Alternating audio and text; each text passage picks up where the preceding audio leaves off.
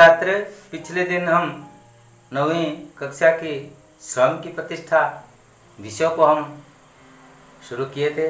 आज हम 52 पृष्ठा के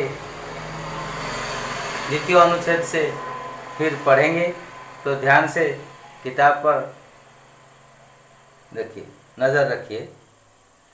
पर ऐसा अनुभव नहीं हो रहा है।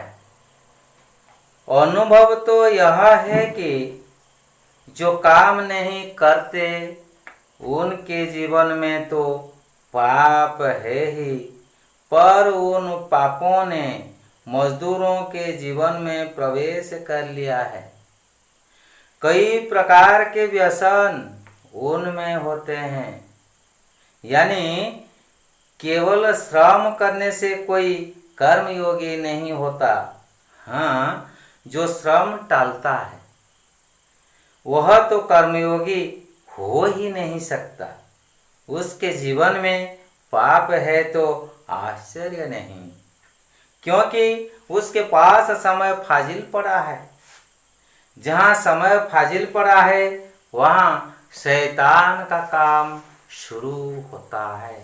इसलिए फुर्सती लोगों के जीवन में पाप दिखता है तो आश्चर्य नहीं, पर मजदूरी करने वाले के जीवन में पाप दिखता है तो सोचना चाहिए कि ऐसा क्यों होता है। ऐसा इसलिए होता है कि वे कर्म को पूजा नहीं समझते। कर्म लाचारी से करना पड़ता है, इसलिए करते हैं। वे अगर काम से मुक्त हो सके तो बहुत जल्दी राजी हो जाएंगे। सच्चे कर्मयोगी की यह हालत नहीं होती। आज देहाती लोग भी कहते हैं कि हमारे बच्चों को तालीम मिलनी चाहिए।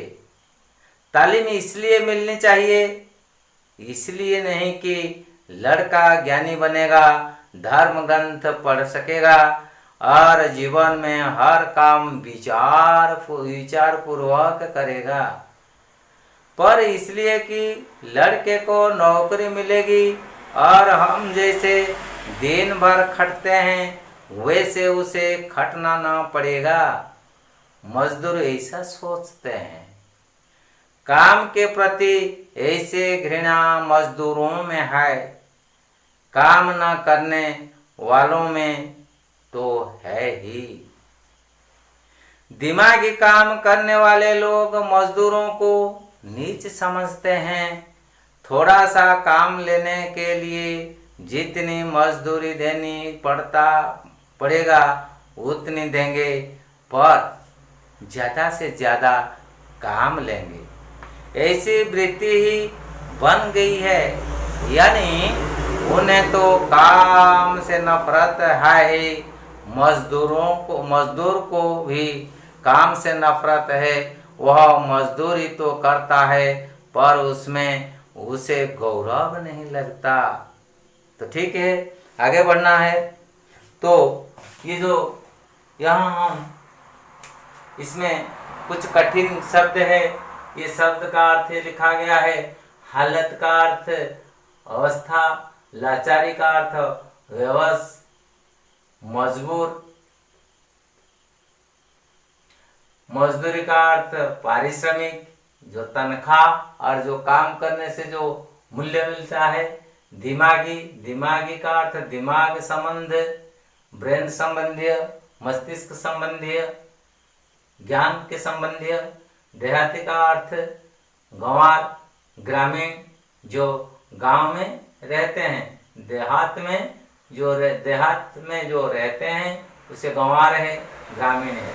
व्यसन का अर्थ बुरी आदत, अभ्यास, बुरा अभ्यास जो है। फाजिल का अर्थ आवश्यक से अधिक जो है उसको फाजिल कहा जाता है। शैतान का अर्थ दुष्ट, भूत, शरारती, यह है। रीति का अर्थ कार्य, जीविका, मजदूर, श्रमिक। इसी प्रकार उसका अर्थ दिया गया है। तो आगे फिर उसके भावार्थ क्या है उसको हम ध्यान से पढ़ेंगे और तुम ध्यान से सुनते रहो। पर ऐसा अनुभव नहीं हो रहा है। आज हम ऐसा अनुभव नहीं करते हैं।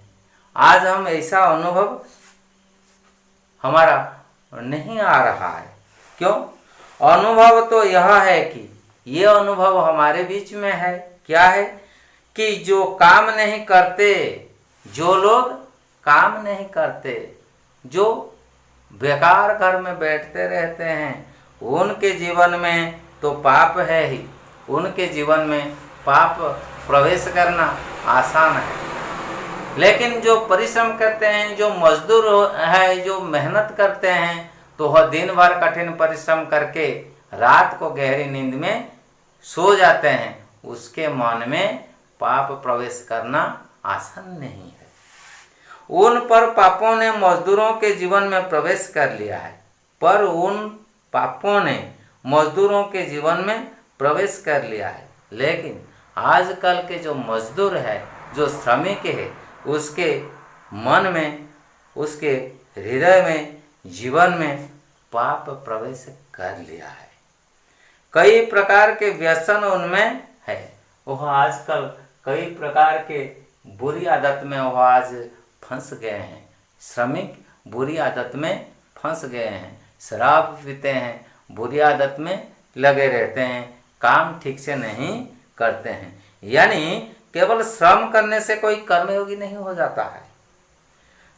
अर्थात यानी का अर्थात कोई श्रम करने से, परिश्रम करने से, मेहनत करने से, काम करने से हम उसको कर्मयोगी नहीं कह सकेंगे। हाँ, जो श्रम टालता है, फिर कुछ लोग ऐसे हैं श्रम को टाल देते हैं, श्रम ना करने के लिए इनकार कर देते हैं, वह तो कर्मयोगी हो ही नहीं सकता। जो काम नहीं करते हैं, जो काम को टाल देते हैं, जो काम से दूर रहते हैं, उसको हम कर्मयोगी वह हो ही नहीं सकता है। उसके जीवन में पाप है तो आश्चर्य नहीं है। ले यहाँ पर देखना है, जो कठिन परिश्रम नहीं करते हैं, जो कठिन परिश्रम करते हैं, उसके जीवन में पाप प्रवेश करना आसान नहीं है। लेकिन जो कठिन परिश्रम नहीं करते हैं, जो काम नहीं करते हैं, जो काम को घृणा करते हैं, उसके जीवन में पाप प्रवेश करना आसान नहीं है।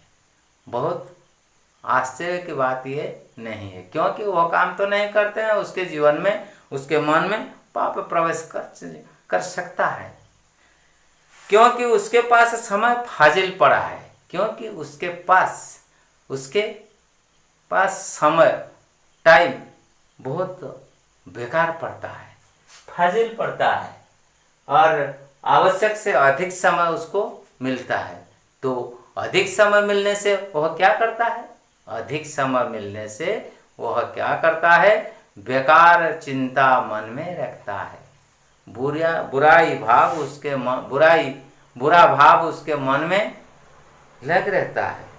जहाँ समय फाजिल पड़ता है, जहाँ समय बेकार पड़ता है, आवश्यक से अधिक समय मिलता है, वहाँ शैतान का काम शुरू हो जाता है। भूत का जो काम है, दुष्ट का जो काम है, इसी प्रकार भूत का काम हो या दुष्ट का काम हो, उसके मन में प्रवेश कर सकता है और ये आरंभ कर देता है, शुरू कर देता है। बुरा कार्य करने के लिए वह लग जाता है।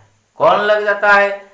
जिसके पास समय बहुत पड़ता है, जिसके पास समय बहुत है और जो काम में नहीं लगता है, जो काम को घृणा करते हैं, काम में अपना मन नहीं लगाते हैं, उसके मन में ये शैतान का काम शुरू हो जाता है। वह शैतान का काम जो है, बुरा काम जो है, उसमें वह लग रहता है।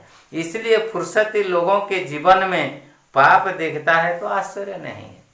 तो इसलिए कहा गया है, जो फुर्सती लोग हैं, जो काम नहीं करते हैं, जो बेकार है, जिसके पास समय फाजिल पड़ा है, उसके जीवन में, इसी प्रकार लोगों के जीवन में पाप प्रवेश करना आश्चर्य बात नहीं है, आश्चर्य नहीं है, क्योंकि उसके पास समय फाजिल पड़ा है।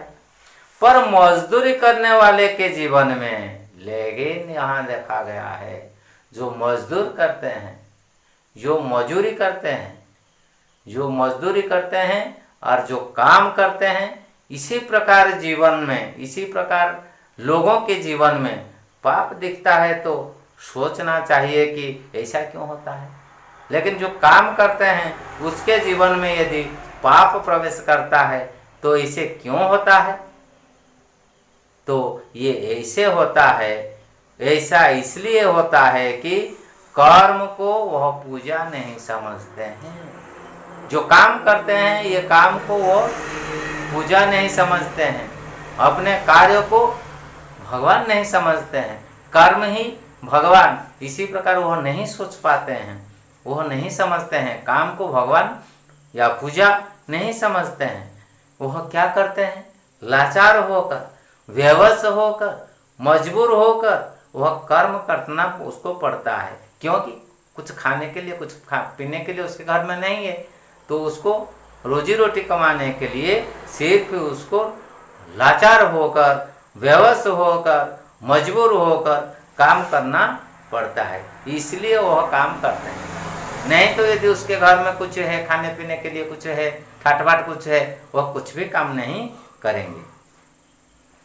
वे अगर काम से मुक्त हो सके तो यदि उसको काम से रिहा कर दिया जाए, मुक्त कर दिया जाए, आज़ाद कर दिया जाए, वह खुशी से काम छोड़ देते हैं, जल्दी से काम छोड़ देते हैं, राजी जल्दी हो जाते हैं। आजकल के मजदूर जो है काम को आए हैं, लेकिन यदि उसको जल्दी छुट्टी करने के लिए कहा जाता है तो वह जल्दी राजी हो जाएंगे, काम को छोड़ देते हैं, काम को छोड़ देकर घर को चल जाने के लिए वह तैयार हो जाते हैं, क्योंकि काम को वह अपना पूजा नहीं समझते हैं और लाचार बेवश होकर काम करते हैं। कैसे काम से जल्दी रिहा मिले तो वह सदा सर्वदा चाहते हैं, काम में उसका मन नहीं है तो वह इसलिए काम छोड़ देने के लिए राजी हो जाते हैं और जल्दी ही जल्दी घर पहुंचने के लिए कोशिश करते हैं। सच्चे कर्मयोगी की यह हालत नहीं होती। कहा गया यहाँ, जो सच्चा कर्मयोगी है, जो अच्छा इंसान है, जो सख्त महान है, श्रेष्ठ है, जो मजदूर अच्छा है, जो पसीने से रोटी कमाता है, अच्छा काम करने के लिए अपने काम को पूजा समझते हैं, इसी के हालत में, इसी के जीवन में इसी प्रकार अवस्था नहीं होती। तो ठीक है, आगे फिर देखना है। आज देहाती लोग भी कहते हैं, देहाती लोग, गंवार ग्रामीण लोग जो है, गांव में रहने वाले लोग जो है, वह क्या सोचते हैं?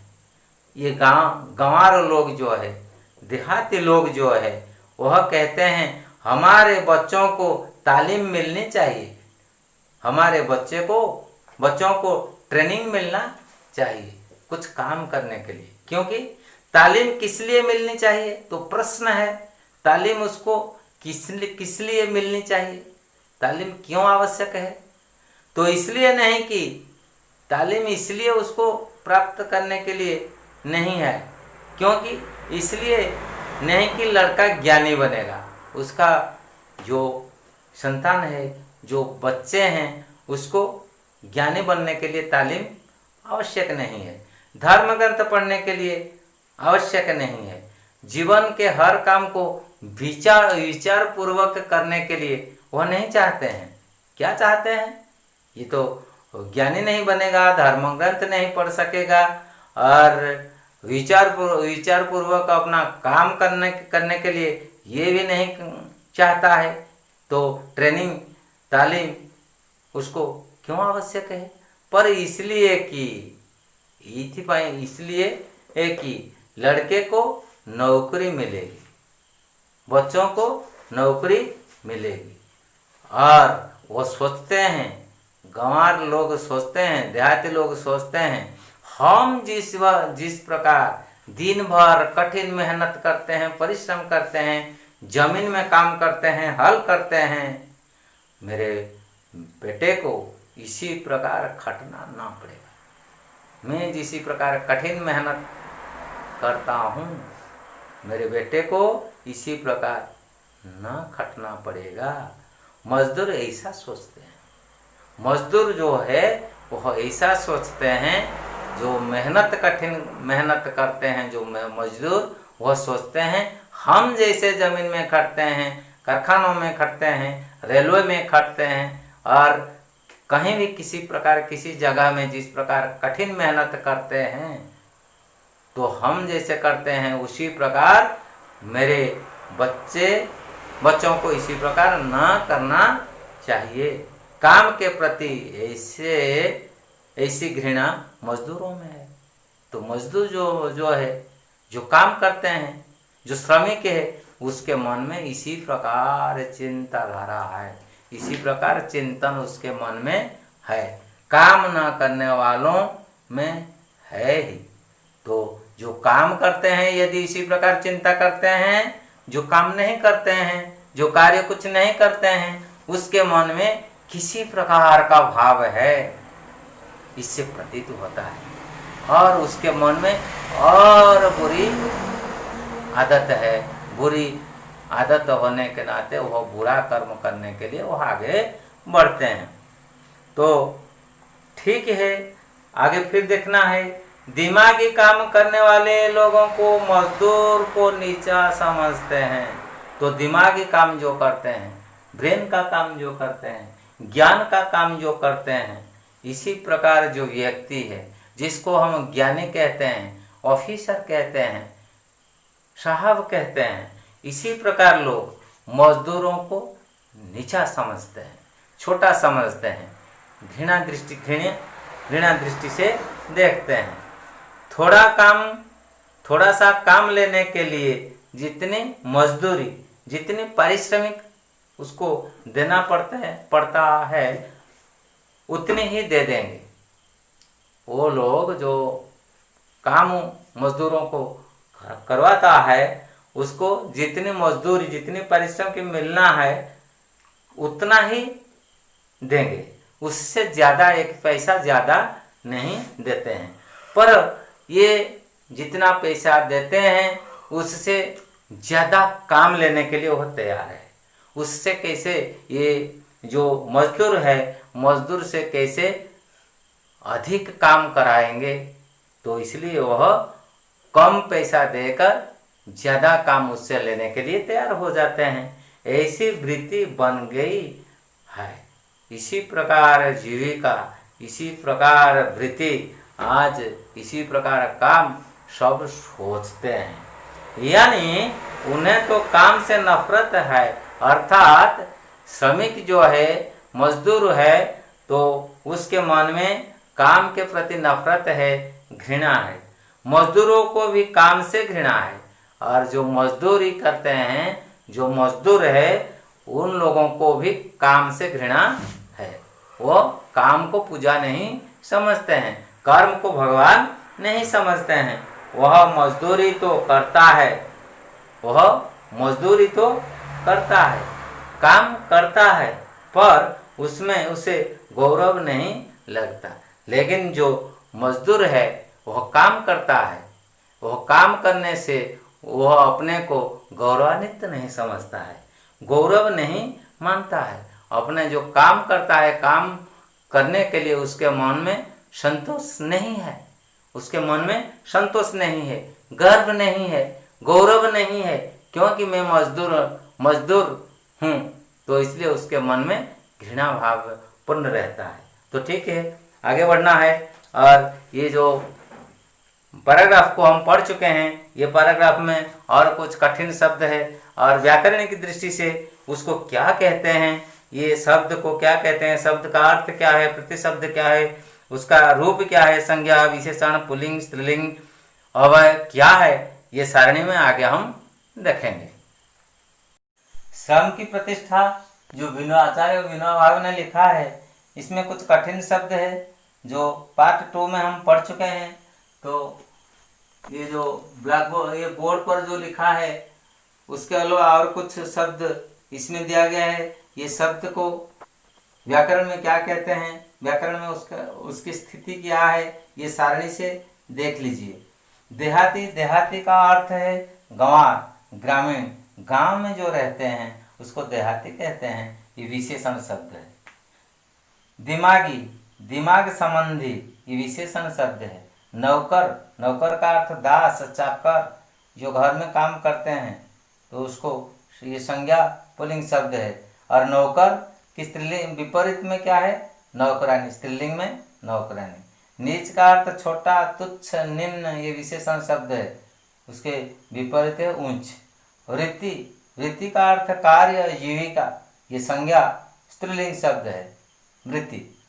मजदूरी, पारिश्रमिक, मजदूर जो काम करते हैं उसको जो प्राप्त होता है, जो मूल्य उसको मिलता है, उसको कहते हैं मजदूरी, और ये संज्ञा स्त्रीलिंग शब्द है।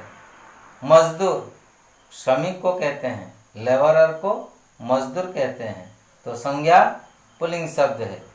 मजदूराई, ये स्त्रीलिंग शब्द या विपरीत में उसको कह सकेंगे तो मजदूर, मजदूराई।